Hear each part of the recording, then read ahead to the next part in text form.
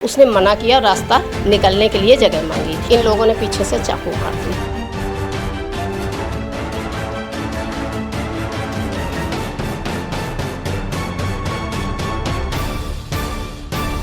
नमस्कार, मैं हूं आंचल मित्तल और आप देख रहे हैं तेज़ तर्रार, जहां दिखाई जाती हैं खबरें दिल्ली की। मैं इस वक्त मौजूद हूं दिल्ली के मोहन गार्डन इलाके में, जहां पर दो युवकों के ऊपर चाकुओं से हमला किया जाता है, उनके ऊपर लाठी डंडे बरसाए जाते हैं।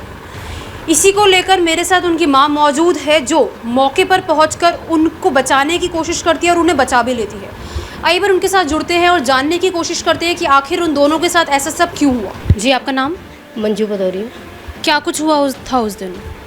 उस दिन ऐसा था कि मेरे बेटे के बच्चे बीमार थे, तो वो मेडिकल स्टोर में दवाई लेने जा रहा था और ये लड़के यहाँ रोड जाम करके 30-35 लड़के थे, जन्मदिन मना रहे थे, जो केक और अंडे और मोवी ऑयल काला जला हुआ फेंक के मार रहे थे। तो उसने मना किया, रास्ता निकलने के लिए जगह मांगी। बस इसी बात को लेके कहा सुनी हो गई, बहस हो गई, बस इन्होंने मारपीट शुरू कर दी। अब उसके बाद फिर छोटा वाला बेटा पहुंच गया, वो पकड़ के ला रहा था, तो इन लोगों ने पीछे से चाकू मार दी। उसके बाद मैं भी पहुंच गई वहाँ पे, तो ये लड़कों को लाठी डंडे इनकी माँ ने दे दिए और ये अंदर से जब लाठी डंडे लेके आए, रॉड वगैरह, तो इन्होंने मारना शुरू कर दिया। तो जिसके चाकू लगी थी बेटा, वो तो भाग आया, उसके ब्लड बहुत ज़्यादा निकल रहा था। और उसके बाद मैं वो बड़े वाले बेटे को जब इन्होंने सिर में रॉड मारी है तो वो बेहोश हो गया। फिर हमने अपनी चुन्नी निकाल के उसके सिर में, और 2-4 लोग पड़ोस के थे, तो मैंने उसको बांधा। उसके बाद 100 नंबर पे कॉल करी, पुलिस आई, पुलिस दीनदयाल ले गई, हम लोगों को भी ले गई। और उससे बड़े वाले को होश नहीं था, वहाँ उन्होंने मतलब दवाई वगैरह दी। काफ़ी देर बाद उसको सुबह टाइम होश आया और जिसके चाकू लगी उसकी सर्जरी वगैरह। पुलिस कौन से थाने से आई थी? रनौला थाने की थी। हाँ जी। फिर उसके बाद उन्होंने पूछा मेरे से लड़कों का घर, मैंने घर बताया उनका, तो उसके फादर को ले आए। उसके बाद उन्होंने छोड़ दिया और बोले कि नाम क्या है लड़के को, कहाँ है। इन लोगों ने लड़के भगा दिए थे। फिर उसको सुबह शायद पकड़ा है। फिर उसके बाद क्या किया कि उससे 50,000 रुपये लेके इन्होंने कच्ची जमानत दे के थाने से ही छोड़ दिया, जिसमें आपके बेटे को चाकू लगा था। हाँ जी। तो फिर मैंने इनको 1-2 फ़ोन भी किए और कहा सर आपने इनको पकड़ा नहीं है, और वो खुलेआम धमकी दे रहा है कि मैं तो 50,000 रुपये दे के, और मैं थाने से ही छूट आया, अपनी जमानत करा ली।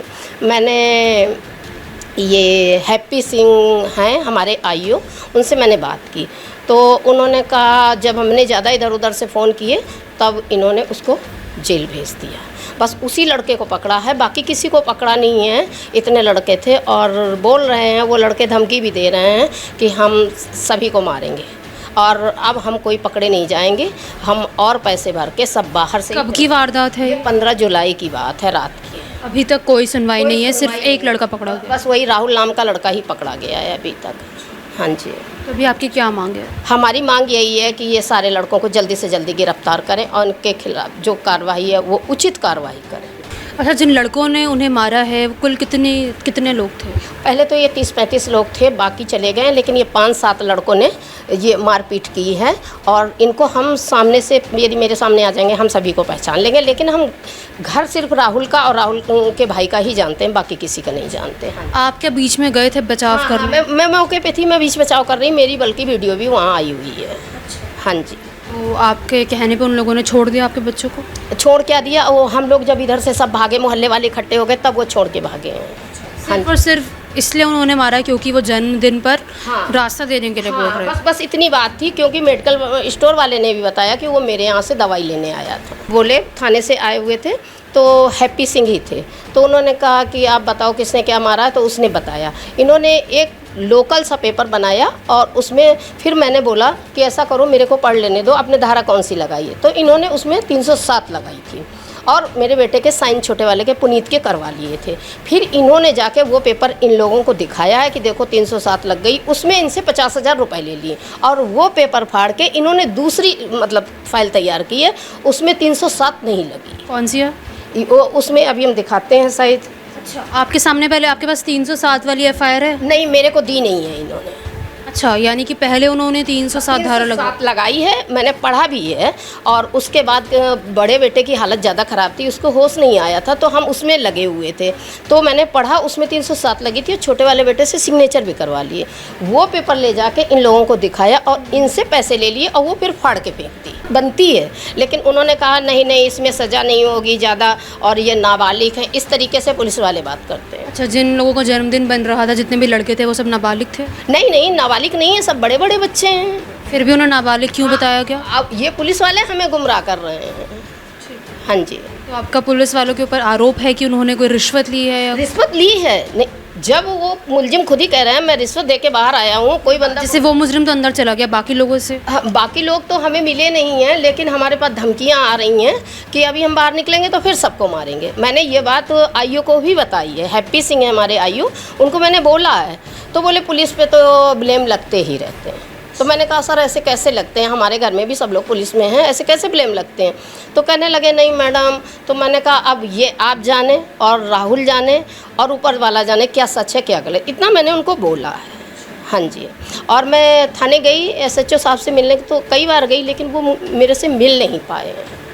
तो देखिए, फ़िलहाल हम उनकी माँ के साथ जुड़े, जिन्होंने हमें बताया किस तरीके से रात को 11:30 बजे के करीब, जब उनका बड़ा बेटा कुछ काम से वहाँ से गुज़र रहा था, वहाँ पर जो है कुछ लोग अपना बर्थडे सेलिब्रेट कर रहे थे। उनके बेटे ने उन्हें जगह देने के लिए कहा, तो उन लोगों के बीच कहासुनी हो गई। मैं आपको बता दूं, उन लोगों ने जो है पूरी रोड जाम कर रखी थी, जिसकी वजह से इनके बेटे ने उन्हें जगह देने के लिए कहा था।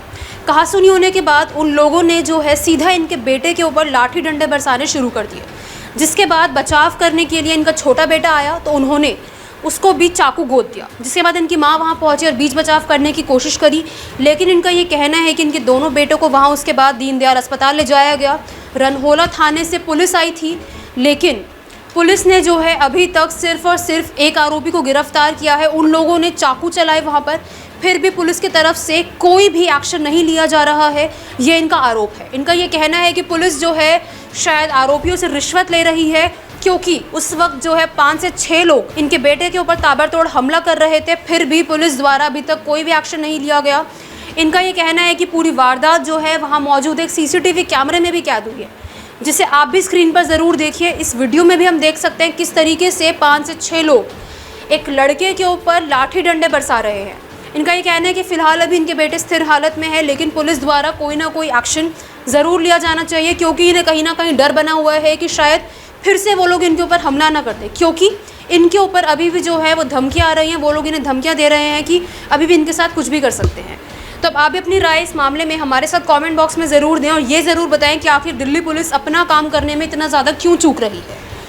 कैमरा पर्सन आकाश शर्मा के साथ मैं आंचल मित्तल। अगर आपको हमारी ये वीडियो पसंद आई हो तो इसे लाइक एंड शेयर करना ना भूलें। साथ ही हमारे चैनल को जरूर सब्सक्राइब करें। इसके साथ ही बेल आइकन भी जरूर दबाएं, जिससे दिल्ली से जुड़ी तमाम खबरों की नोटिफिकेशन सबसे पहले आप तक पहुंचे।